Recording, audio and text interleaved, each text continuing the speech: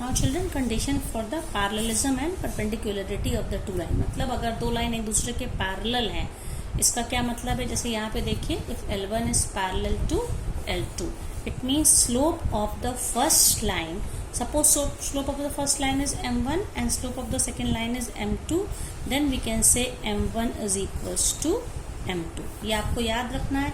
अगर दो लाइन के स्लोप सेम है, इसका मतलब वो लाइन एक दूसरे के पैरेलल हैं या कोइंसाइड कर रही हैं, मतलब एक दूसरे के उसी के ऊपर है। और अगर दो लाइन पैरेलल हैं तो उनके स्लोप्स इक्वल होंगे। इसी तरह से दो लाइन अगर स्पेस में हैं और मान लीजिए वो एक दूसरे के परपेंडिकुलर हैं, they are making an angle of 90 degree with each other, okay, तो उसमें क्या कंडीशन होती है? When L1 is, suppose this is L1 and this is L2, ठीक है, दोनों एक दूसरे के परपेंडिकुलर हैं। When L1 is perpendicular to L2, then and suppose the slope of the first line be M1 and the slope of the second line be M2, then M1 M2 is equals to -1। ये condition आपको याद रखनी है, ठीक है। अब इसमें जैसे कि मान लीजिए एक पॉइंट है 1 2, suppose P is the point and Q is another point, it is 0 2, तो find the slope of the line passing through these 2 points and a line which is perpendicular to the given line। तो सबसे पहले हम लोग M1 निकालेंगे। इन दोनों points को join करने वाली लाइन का स्लोप क्या होगा? y2 minus y1 upon x2 minus x1। y2 minus y1 means 2 minus 2 upon 0 minus 1, तो क्या आ गया? 0 अपॉन -1, दैट इज 0। स्लोप 0 होने का क्या मतलब है चिल्ड्रन? अगर किसी लाइन का स्लोप 0 है, मतलब ये लाइन x एक्सिस के पैरेलल है, ओके। तो दूसरी लाइन क्या हो जाएगी? अगर इसके जो परपेंडिकुलर लाइन है इसके, उसका स्लोप अगर M2 है तो M1 M2 is -1, so we can say M1 की वैल्यू क्या है? 0 into M2 is equals to -1 और M2 is equals to -1 upon 0, that is infinity. वो तो खैर मैंने पहले ही आपको बताया था कि स्लोप इन्फिनिटी मतलब दिस लाइन, पहली लाइन थी it was parallel to x axis, it means other line is parallel to y axis. Though the slope is not defined, but slope of the other line is infinity means the line is parallel to y axis. इन दोनों फॉर्मूलों का use करके हम slopes निकाल सकते हैं। Then children, angle between the two line. Now you can see, suppose this is the line L1, slope of the line L1, inclination is α1 and this is the second line L2, its inclination is α2 and these two lines are intersecting at this point। ये दोनों line एक दूसरे को यहाँ पे intersect कर रही हैं, काट रही हैं, तो यहाँ पे दो एंगल बन रहे हैं, एक थीटा बन रहा है, एक फाई बन रहा है। अब आप देखिए, थीटा यहाँ पे acute angle less than 90 degree है और फाई यहाँ पे ऑब्ट्यूज एंगल है ग्रेटर देन 90 डिग्री है। तो इन दोनों लाइन, अगर हमें किसी दो लाइन के स्लोप्स पता हो तो उन दोनों लाइन के बीच के एंगल को हम लोग एक फॉर्मूले से निकाल सकते हैं। इसमें वो एंगल अगर थीटा है तो tan थीटा होता है mod of M1 minus M2 upon 1 plus M1 M2। तो इसमें से क्या होगा? अगर इसमें M1 minus M2 upon 1 plus M1 M2 positive है, इसका मतलब थीटा पॉजिटिव है, थीटा पॉजिटिव, ये वाला एंगल एक्यूट है और ये ऑब्ट्यूज हो जाएगा। और अगर M2 minus M1 upon 1 plus M1 M2 negative है, मतलब tan थीटा नेगेटिव है, tan theta negative second quadrant में होता है, इसका मतलब ये हो गया कि tan थीटा यहाँ पे ऑब्ट्यूज है, तो इसका मतलब फाई क्या हो जाएगा? एक्यूट। तो इसीलिए दोनों को मिला के हम लोग ये फॉर्मूला बनाते हैं, tan theta is equals to M1 minus M2 upon 1 plus M1 M2। अब इस पे देखिए, जैसे ये क्वेश्चन है, ये क्वेश्चन हम लोग लिख सकते हैं।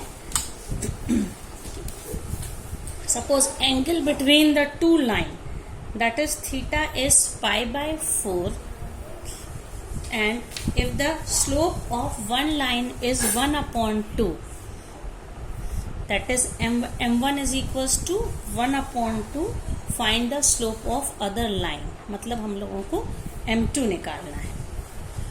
तो हमको पता ही है, मतलब दो लाइन के बीच का एंगल दिया है, एक लाइन का स्लोप दिया, दूसरी लाइन का स्लोप निकालना है। Okay, we know the formula tan theta is equals to m1 minus m2 upon 1 plus m1 m2। ये फॉर्मूला हम लोगों को पता है। तो अब इसमें हम वैल्यू रख देंगे, जब tan π/4 is equals to, suppose m2 is equals to m हियर, तो tan π/4 क्या हो जाएगा, m minus 1/2 1 plus m into 1/2। तो ये क्या हो जाएगा, tan π/4 is 1 is equals to m minus half upon 1 plus 1/2m। ये हो गया। अब इसका ये मतलब है, ये मॉड की प्रॉपर्टी आपने बच्चों पढ़ी होगी कि ये मॉड है, इसका मतलब ये पॉजिटिव, ये वैल्यू पॉजिटिव भी हो सकती है और ये वैल्यू पॉजिटिव भी हो। It implies that m minus 1/2 upon 1 plus m/2, either it is +1 और m minus 1/2 1 plus m/2 is -1। अब हम इसको जब सॉल्व करेंगे पूरा क्रॉस मल्टीप्लाई करके, इससे m की वैल्यू या तो हम लोगों को 3 मिलेगी या m की वैल्यू -1/3 मिलेगी। ओके, तो दोनों पॉसिबिलिटी है इसमें। इस तरह से दूसरी वाली लाइन का स्लोप या तो 3 है या -1/3 है। अब इसके बाद children, collinearity of 3 points. Collinear का क्या मतलब होता है, ऐसे 3 पॉइंट जो कि एक ही स्ट्रेट लाइन में, जैसे मैंने कहा ये 3 पॉइंट्स हैं, इन तीनों को ज्वाइन करते हुए मैं एक लाइन बना सकती हूँ, A, B and C। These 3 points are said to be collinear. अब इसमें हम लोग क्या कह सकते हैं कि कोई भी अगर 3 पॉइंट्स स्पेस में दिए हैं, 3 और मोर देन 3 पॉइंट्स हैं, तो अगर हम 3 पॉइंट्स की बात करें, A, B, C are collinear, इसको हम कह सकते हैं कि हम एक लाइन AB बन रही है, एक लाइन BC और एक AC। तो इसको हम किस तरह से कह सकते हैं, slope of the line, slope of AB is equals to slope of BC। ठीक है, तो इसमें इस तरह के क्वेश्चन आ सकते हैं। 3 पॉइंट्स दिए हैं और हमको उनको स्लोप मेथड से प्रूफ करना है कि ये तीनों पॉइंट्स कैसे हैं, कोलिनियर हैं। ओके, तो इसमें हम लोग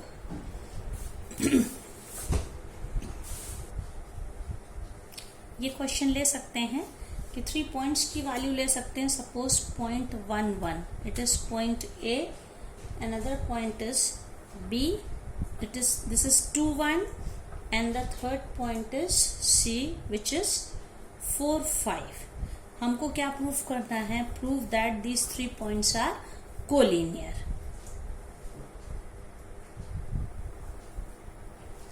ओके, तो हम इसमें इसी फॉर्मूले को यूज करेंगे।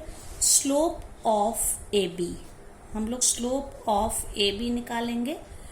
A और B ये पॉइंट्स हैं, x1 y1 x2 y2, तो इसका स्लोप क्या हो जाएगा, y2 minus y1, 1 minus 1 upon 2 minus 1, तो ये क्या हो जाएगा, 0। Similarly slope of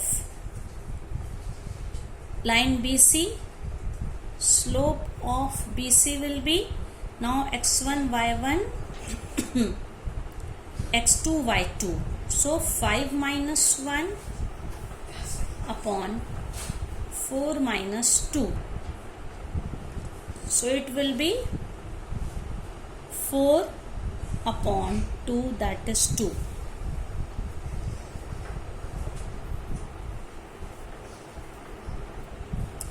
sorry children, this was -1 क्योंकि इसका आंसर सेम नहीं आ रहा था, ये बाय मिस्टेक मैंने इसको लिख लिया। तो स्लोप ऑफ ए बी क्या होगा, y2 -1.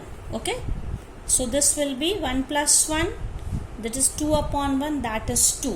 इसका स्लोप 2 आ गया and slope of B C is y2 - 5 - 1 upon 4 - 2.